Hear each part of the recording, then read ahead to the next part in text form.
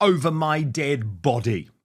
I'm told that is the verdict of Prince William to the idea of any type of reconciliation with his brother, Prince Harry, his increasingly desperate, his increasingly deluded brother, Prince Harry. And it's not just my reporting that suggests William is 100% opposed to any type of rapprochement with his dastardly brother, not to mention, by the way, the woman who caused all the issues in the first place, Meghan Markle. We're going to get the verdict of Angela Levin, Prince Harry's biographer, in just one moment. But first, let's take a look at Piers Morgan's scathing verdict. This is a delusional, treacherous, bitter little man who's completely lost touch with all reality, a multi-millionaire who's raked in a fortune by regularly abusing his family and regurgitating private stories in books and TV shows while simultaneously lecturing the rest of us about not invading privacy. It's quite extraordinary, isn't it, that he should expect us to pay for him to live as a celebrity. In a half-hearted appeal to the sympathy vote, he said he would like to reconcile with his father before crudely and shockingly speculating on his father's battle with cancer.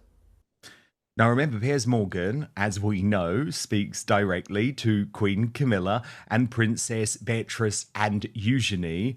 This was his take on William's response to the idea of some sort of make-up with his little bro. Is that the Princess of Wales and the Duchess of Sussex are attempting to reconcile. The brothers are attempting to reconcile Absolutely Harry untrue. with the father. I don't. Absolutely untrue. I really hope that what I've read... I'm told Prince William would literally rather shoot himself. Honestly, I hope that what I've read is true, because it's important. You are seeing a decline in the status of the monarchy. Together is stronger. Together is stronger. Angela Levin, I'm hearing over my dead body. Piers Morgan is hearing that William would rather shoot himself. What's your take on all of this? Well, I mean, Harry has been absolutely revolting, hasn't he? Yep. That's not the way to behave. But it's also so mixed up. One sentence is saying, you know, I will forgive them. Even that's sort of pretty ghastly, but I will forgive them. I want to be there. I want to make it all right. And the next, he's suggesting what absolutely the king and the rest of the royals don't want, that he will come and talk and sell everything off to somebody to earn some money of whatever they said, particularly with his father's illness of cancer. You have to be very careful who you discuss it with. And it's obvious that he doesn't want to say exactly what type it is, and we must abide by that. But Harry wants to, I think it all goes back to Meghan, who wants to destroy the royal family. And whatever he says and whatever he tries to do, it's got to have this part that is going to kill it off. He says he's going to stay with the Prime Minister and with the and try and get him to sort of change things so that he can change the law. Having spent week after week and now being responsible for paying £1.5 million for all the people who've been speaking on his behalf or not speaking on his behalf. So it's just the biggest nasty mess. And actually what really has made lots of people feel sick is his way of saying, well, my father, I don't know how long he's going to live. And Angela, I think there is this increasing pressure coming down on the king to just say enough is enough. I mean, remember, Angela, in this interview, Harry comes very close. I mean, I would actually argue that he does clearly suggest that the royal family was trying to kill him. It's out of control. Yes, that is completely out of control. And that was the feeling that because they won't give him the bodyguards who have got guns, therefore they want to kill him. But there's a whole list of people that you can go to who are very good. And even if he doesn't get to those, if he's coming for a special reason to see his father or to be involved in something royal, then he will automatically get very good, very high rating, protection. But actually, for somebody who wants to do nothing towards the royal family, won't actually help out with anything, why on earth does he think he deserves this? He says because he wants to bring his children, but that's not an answer. The children couldn't care less because they don't know anything about it. Meghan says she's never going to come, but you see, if she got 24/7 protection, she'd be there and she'd be taking as much information as she could, which she would then offer it to Netflix. You see, you can't trust them, what they're doing. That's why people can't talk to them. I remember that Princess Anne said something, I think it was after Prince Philip's death, and she said, the only thing we can talk about, Harry, now is the weather. And I think that's actually quite right. So it's been going on for years, and he won't absolutely accept it or understand it or make some sort of offer. He can't just say, well, I think I will forgive them now, and not want to apologise himself. He's got masses to apologise, masses and masses. And Meghan, of course, won't let him because her attitude is extraordinary. If anybody's trying to kill the royal family, it's her. The royal family is not trying to kill him. And especially given the stress she put the late Queen Elizabeth II and Prince Philip under. In this latest episode of Piers Morgan Uncensored, Angela, he's also gone back a little bit, but it really is worth listening to because remember he lost his job at ITV's Good Morning Britain for claiming that Meghan Markle was lying in her Oprah Winfrey interview, something that we both believe and have been able to prove over the years that she most certainly was. Well, Piers now thinks he can deliver the proof that Meghan and Harry both lied to Oprah. Watch this. Those are your words. Okay. And Prince Harry very clearly said those were not the words that he used to describe. He later blamed the media. He heard. Let me just remind you what they told Oprah Winfrey. She said that she was suicidal and that when she went to somebody senior at the palace to ask for help, she was told she couldn't get any. I didn't believe it at the time. It never appeared in Harry's book. She's never repeated it. There has never been any shred of evidence to support that story whatsoever. One. Secondly, we now know from Omid Rabies, whatever his name is, that arse-licking little bird that does whatever they tell him to do, from a book that appeared in Holland, and I was the one that revealed this, that he reported that the two royals who Meghan Markle claimed had been racist about the skin colour of her baby even before it was born. Well, Harry had raised in conversation they had raised with Meghan Sussex.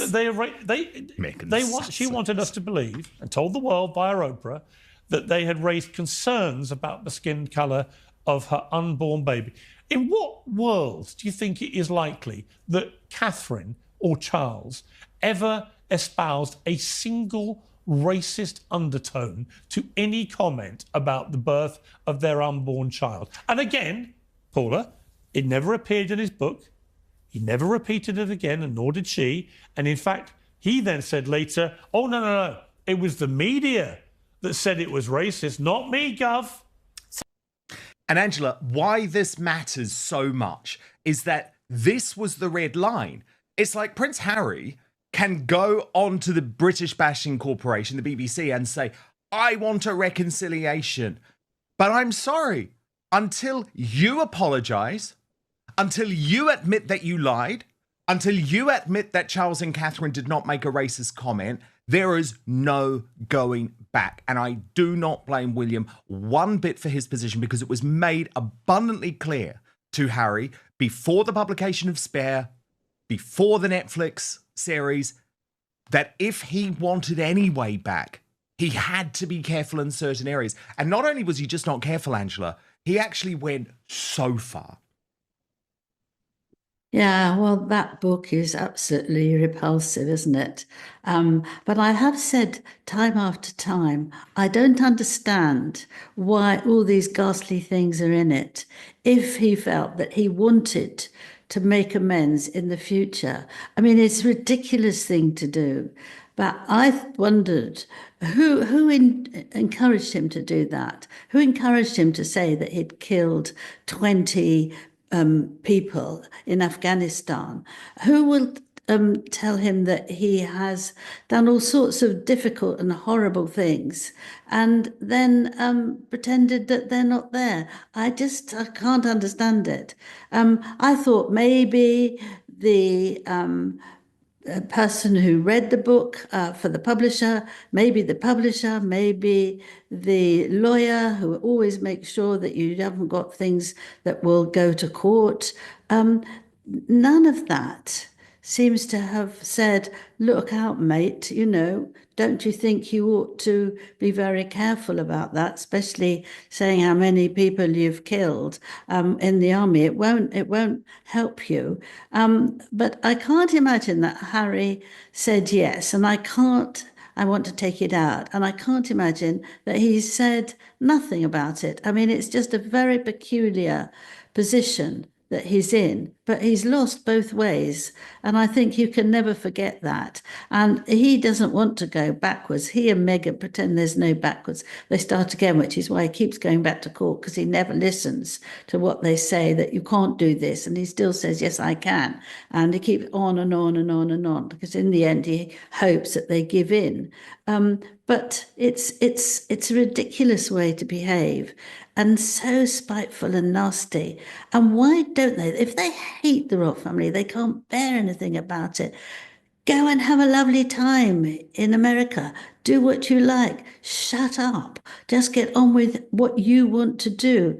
Never mind about showing your children. Just get on with it. You can have a lovely time. But actually, this horrible, nasty, spiteful, awful part of them is just pouring out now. They just really seem to be going ahead with this because they really want to try. It's a time when they really want to try non-stop to make everything fall. And they've taken advantage of the illness, and they take advantage of the ages of the royal family. And it stinks terribly, doesn't it? I also love the fact that Piers just knows how to burst all of Meghan's bubbles, right?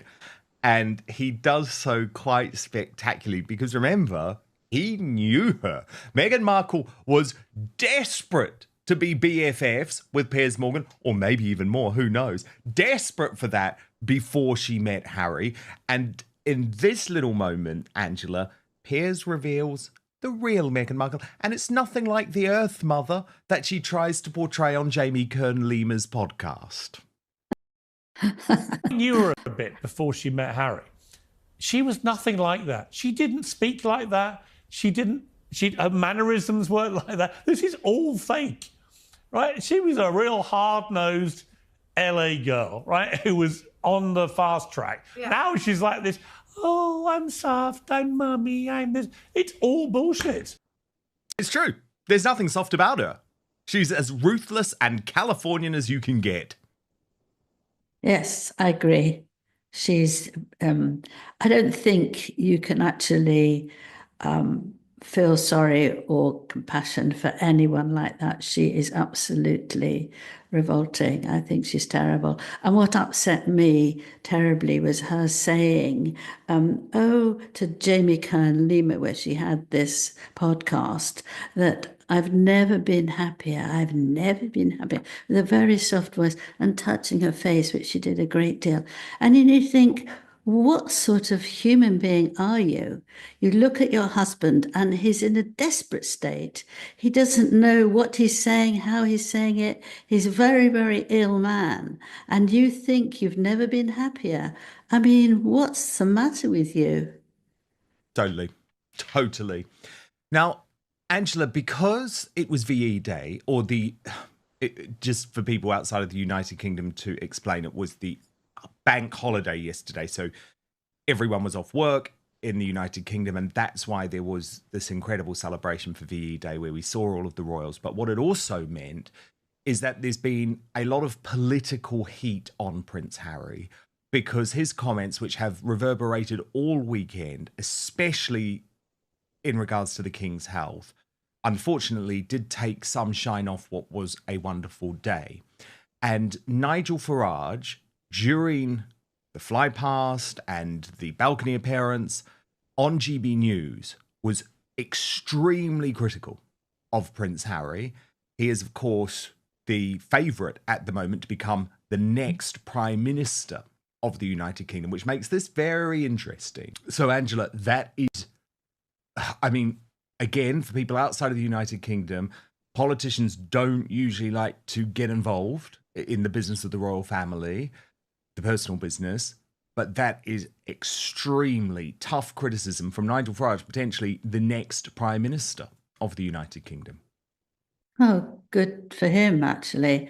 I think that he was quite right to do that. I think when things get to a certain level, you have to forget about what job you've got and what you've really, got to say, and actually speak from your heart. And actually to respect the king is very important. Even if he doesn't follow the monarchy. I mean, it's just common sense that you do pay respect to the people who are in our monarchy, and we want to thank them. And it was very lovely because you could feel British and everything was going right, and that we are the country that makes wonderful efforts to make celebrations for these things. 80 years is a long time, and it's wonderful that they can do it, that the soldiers will march, and there'll be wonderful things and beautiful people sitting there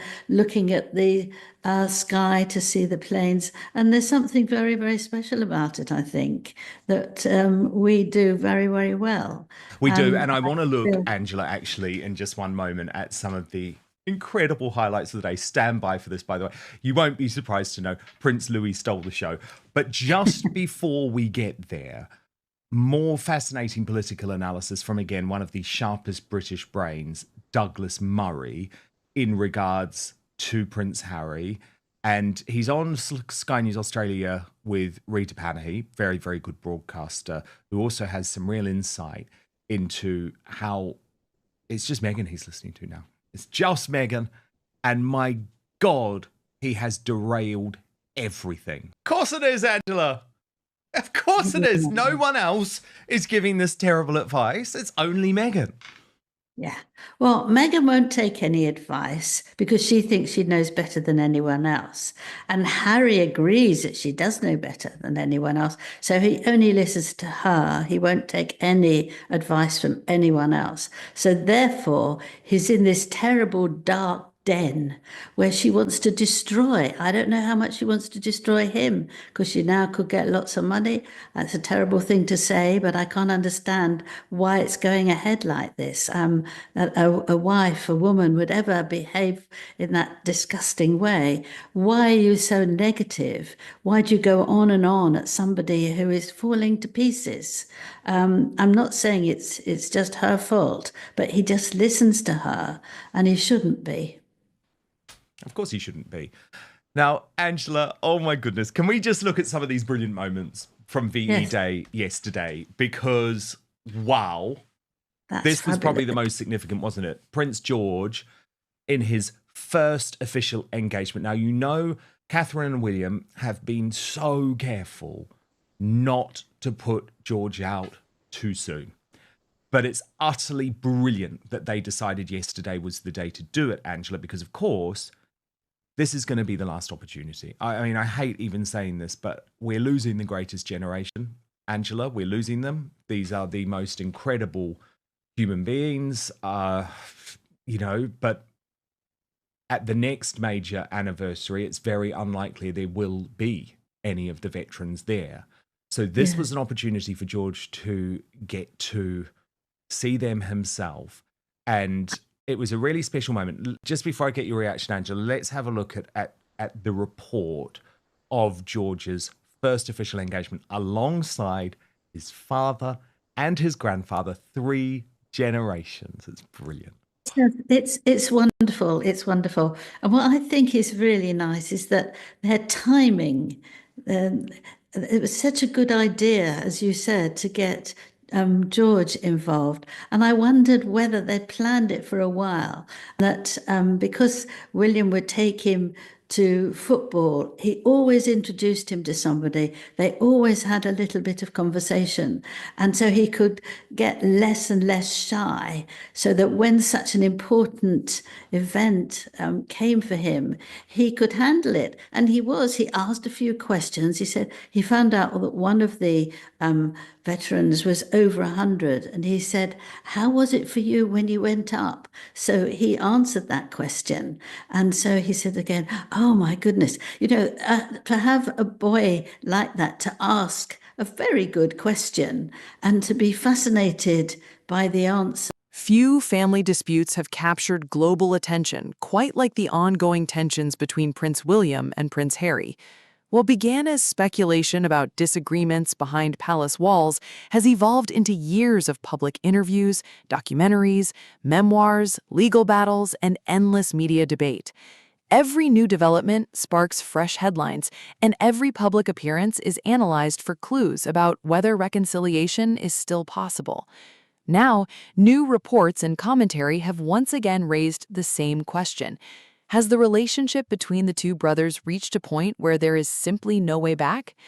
Several royal commentators have recently suggested that Prince William remains deeply reluctant to rebuild ties with Prince Harry. These reports, while unconfirmed by Kensington Palace or Buckingham Palace, have fueled another wave of discussion about whether the divide within the royal family has become permanent. Commentators, including broadcaster Piers Morgan and royal biographer Angela Levin, have offered strong personal opinions on the situation, arguing that the level of trust between the brothers has been severely damaged over the past several years. The backdrop to these discussions is familiar to anyone who has followed the story.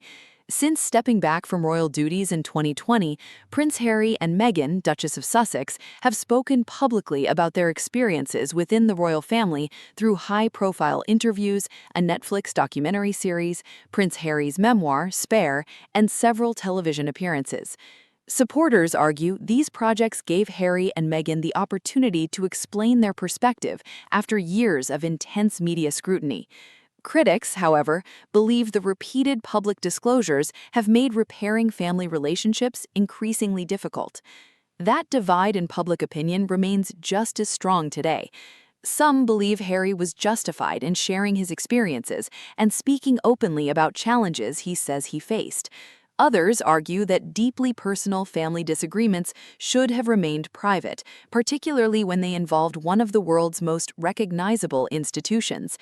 This contrast lies at the heart of the debate. During a recent television discussion, Piers Morgan strongly rejected suggestions that reconciliation between William and Harry is close. Speaking from his own perspective and citing conversations he says he has had with royal sources, Morgan argued that reports of an imminent family reunion are unrealistic.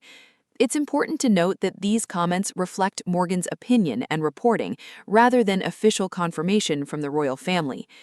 Angela Levin, who has written extensively about Prince Harry, shared a similarly skeptical view. She questioned whether genuine reconciliation can occur after years of public criticism directed towards senior members of the monarchy. Her argument centers on one recurring theme: trust.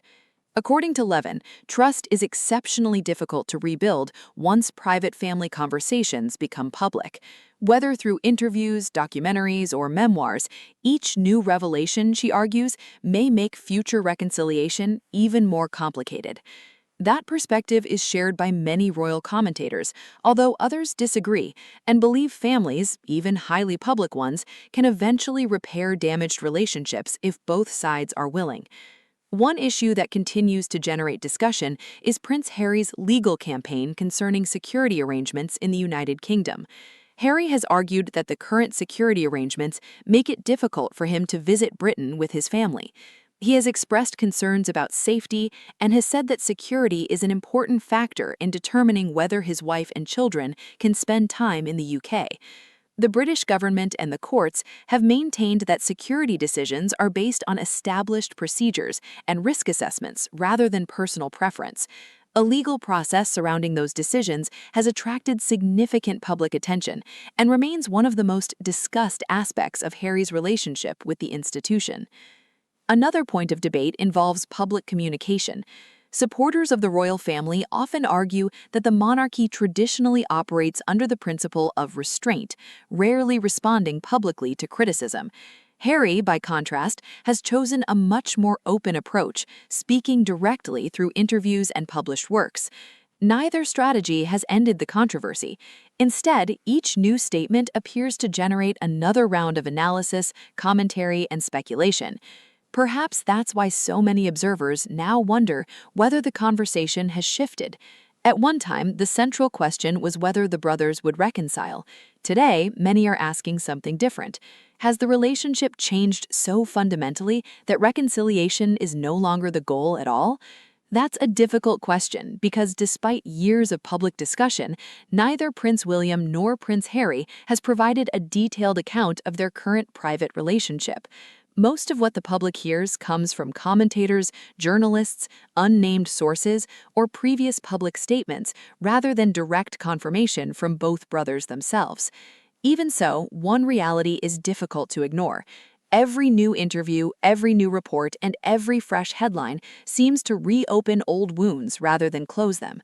Whether intentional or not, the ongoing public conversation continues to shape how millions of people view one of the most famous family relationships in the world. And if trust truly is the foundation of reconciliation, many observers believe rebuilding that trust may prove to be the greatest challenge of all.